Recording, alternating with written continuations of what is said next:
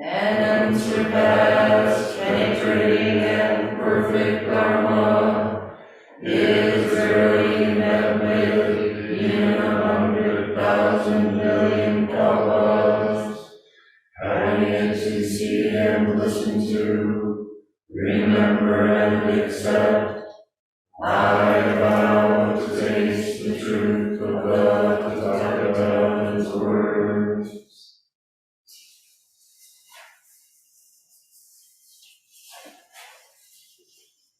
Is it recording? Okay. Good morning, everybody. Good morning. Good to see everyone. So today I'm breaking from my usual pattern of discussing human ancestors. You might speak up to the mic. Okay, sorry about that. He's coming. Okay. But this is something I've been thinking a lot about for several weeks, and it's gotten to be really important to me. So what I'm going to talk about today is me.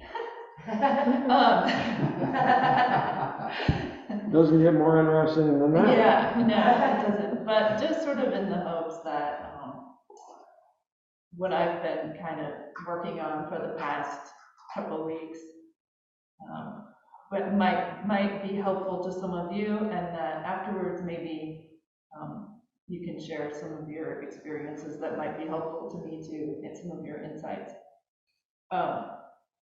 So what I want to talk about today is actually, it's called the Adita Pariyaya Sutta, and also called the Fire Sermon. And when I first sort of came across this, I was like, what? There was a fire? What? Never heard of it. Well, it turns out it's the third discourse of the Buddha. So there's the first one about the middle way and the Four Noble Truths. You'll know about that one. The second one about not self. And then this one about everything is on fire. And it's really interesting. It took place at Gaia, at the Gaia head, and the sutra is the basis for further teachings on dependent origination.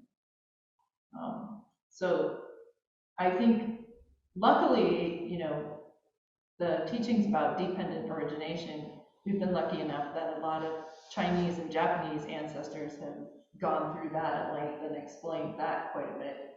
So that's what I'm familiar with when it comes to those teachings, but this is kind of the first little glimpse of it.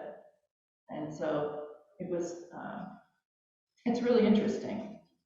And so what I want to do is just read, it's really short, so I just want to read it, and then talk about it a little bit, and then talk about why it matters to me right now.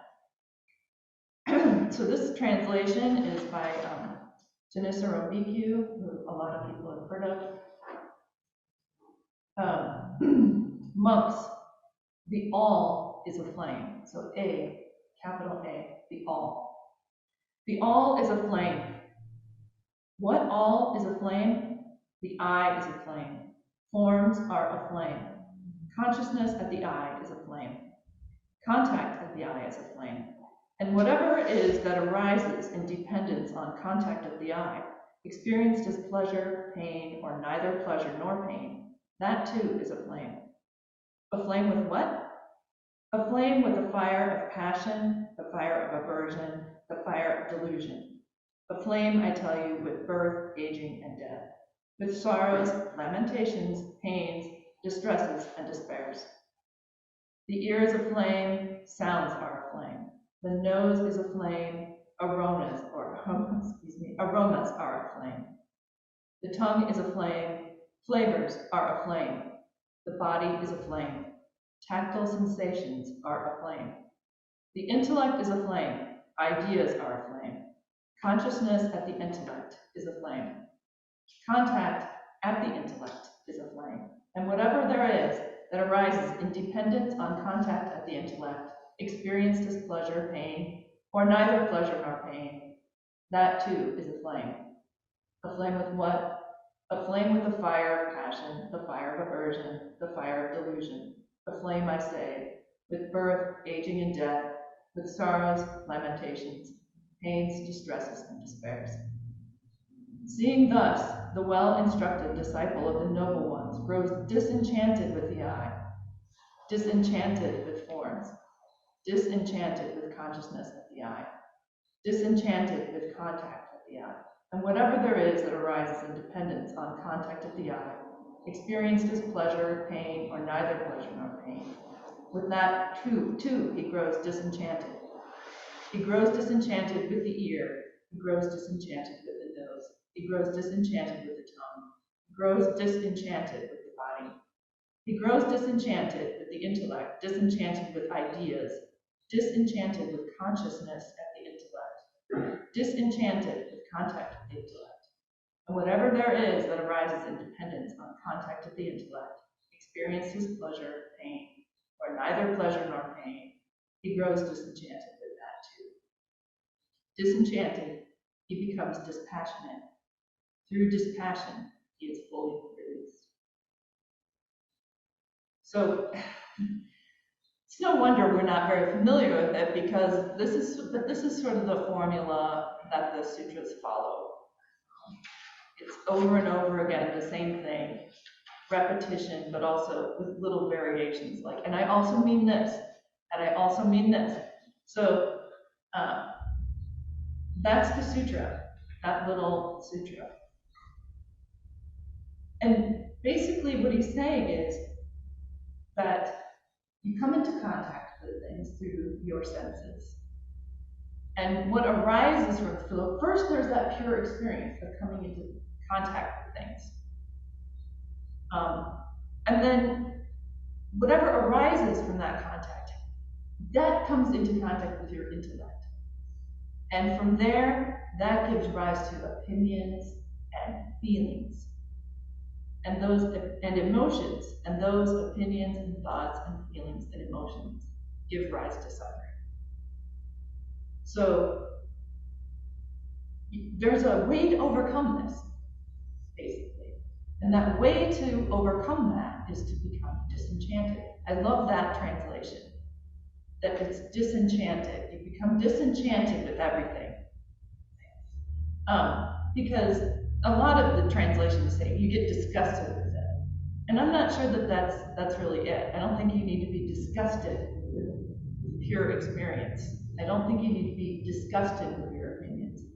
I just think you need to just be disenchanted. You just need to be step back from them a little bit. So a lot of other teachers have talked about this, but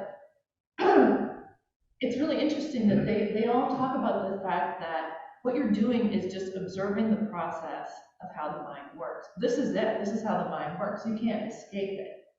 You sense something, you have an opinion about it. It might be a neutral opinion, but you have an opinion about it almost immediately. And then you take ownership of that, right? That becomes part of your identity. So what he's trying to say in this sutra is just to not attach to your thoughts, your opinions about things. There's just experience the pure experience. Just have it. Just sit with it.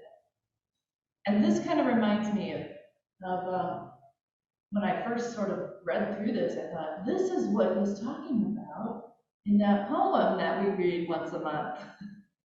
And that poem being the Song of the Jewel Mirror Awareness. And if this was a high school verbal oral presentation, I'd go ahead and read that now to take up some more time. But since we've all read it a bunch of times, we don't really need to do that. But there's a line from that that says, turning away and touching are both wrong, for it is like a mass of fire. And this is what he's talking about, right? It's a mass. In the Song of the Jewel Mirror Awareness, it says, turning away and touching are both wrong, for it is like a mass of fire. And this is what he's talking about. This mass of fire is your experience and what you make of it. It's all a flame. It's a mass of fire. And you don't turn away from it. You observe it. You get close enough to observe it. But don't get too close. Right? Turning away and touching are both wrong. Right? Don't get too close. It's on fire. Okay? So why I decided to kind of include my Dharma name in the title of this talk, plus fire sermon, is that I've been kind of really, I'm having the experience of everything in my life is different than it was 5 weeks ago. Every single thing. And there's a lot of time spent in very stressful conditions. So I've started a new job, and I'm not going to talk about it very much because this will be on the internet forever.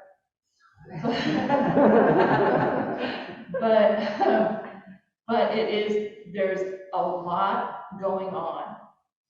It's very busy. There's a lot of interruptions. There's a lot of actions happening. And there's a lot of interactions with people who are not happy. And they're not happy not because of me. They're not happy because they're not feeling well, they've had to be in line for a long time, this isn't a fun thing for them to do in the first place, they didn't want to have to be here, you know, they were hoping they weren't going to have to be here all day, they were hoping that their health insurance would be right, and it isn't, or something like this. I mean, a large number of people every day are upset. And I've just been reflecting on how quickly how quickly I reflect that, like almost instantly. I can see it on their face, the person's upset when they approach, I'm already upset. And this is kind of this idea of, I'm just not in the pure experience, right? I'm not starting over every time. I'm already forming thoughts and opinions and attaching to them. And I've really, really tried to work back from that a little, because the first week, all I wanted to do was cry. In fact, over lunch, I went to my car every day and cried in my car.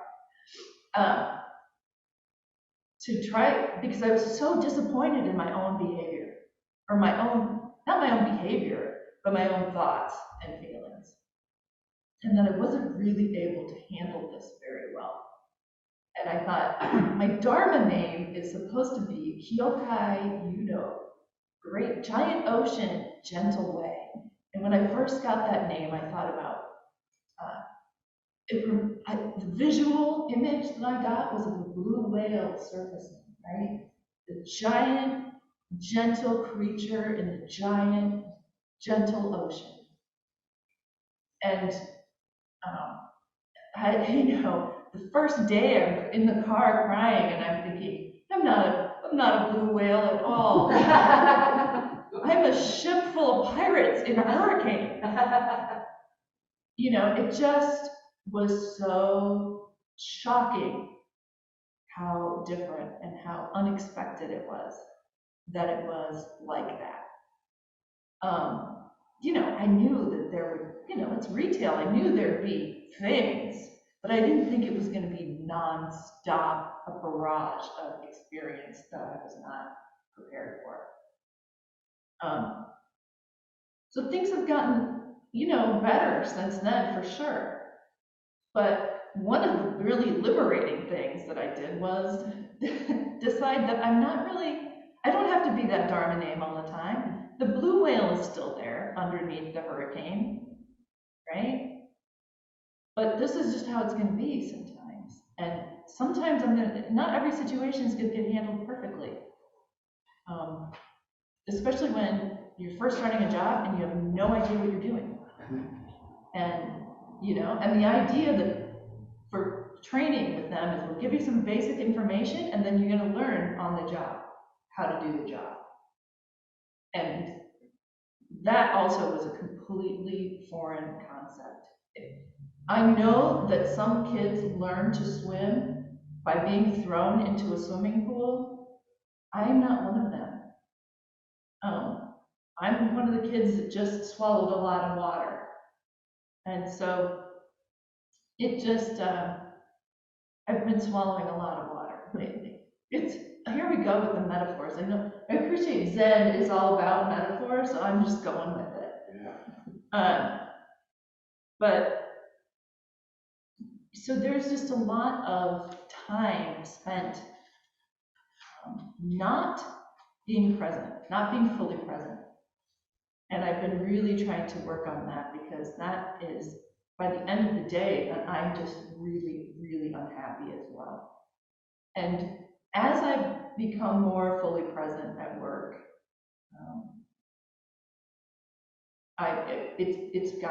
the job's good. I'm learning to do it, but also I'm having much better interactions with people, even people who are already upset, and letting them know, helping them to understand that their problem's going to get solved. It's not going to be a problem, like that. And that is really satisfying. But I have to pull myself away from the emotions to begin with. So when I read this, I was like, this is it. This is what I've been, this is exactly what I needed to think about. So, this reflecting on how the Buddha had this idea, right? Of, this is enlightenment. Part of enlightenment is seeing that your thoughts are natural and human. This is the human experience, but that also it's a process that you can interrupt by not necessarily stepping into fully the last stage of the process, which is ownership of the feelings or attachment to the feelings, or making that part of your identity. You can just sit there and say, yeah, yep. I don't like it when people are mean, and not worry about it. I'm hoping that'll get easier through time. Anyway, it's good to, when you get a Dharma name, it's supposed to be something you need to work on, or something your teacher sees in you. And I'm thinking, well, I've just got to let that go. Because I'm actually just I'm barely afloat, and I've just got to be me in this situation to the best of my ability, right? That's all I can do right now. So I'm just having some self-compassion and saying, you know what, you could be both the blue whale and the pirates. Yeah. Because you naturally already are at the same time. So anyway, so that's all I wanted to talk about, and let people know that hopefully your takeaway from this will be that, simultaneously we are all our best and our worst at the same time. And that Could you repeat what you just said? that simultaneously we're all at our best and our worst at the same time. And observe it, don't get too close to it, it's on fire. So anyway, that's it. That's all the material I have for today.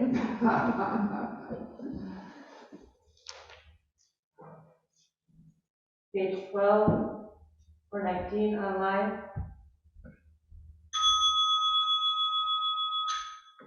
May the merit of this penetrate into each thing in all places, so that we and every sentient being together can realize the Buddha way. Sentient beings are numberless,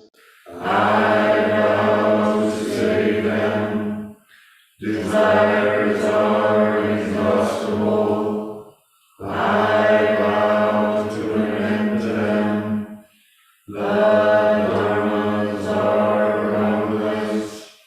I vow to master them.